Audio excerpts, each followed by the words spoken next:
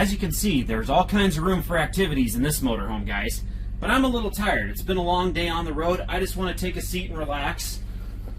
Comfortable seats. Honey, why don't you join me?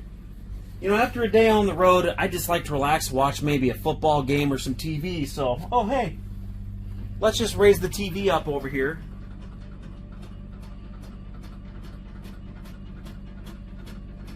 Look at that, just pops up over there. Isn't that handy?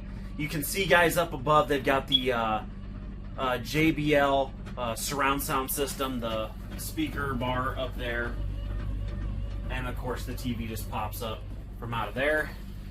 Watch your favorite show, guys. TV works absolutely good. Not to mention, if you also have other guests and they want to take a nap or anything, this does fold out into a bed. This is a hide bed, so a little one can sleep here. It's enough for 2 kids to sleep here comfortably. And these recliners we're sitting in, obviously, these are not bolted down. You can move them anywhere you need to. We're going to keep moving back through the motorhome, guys.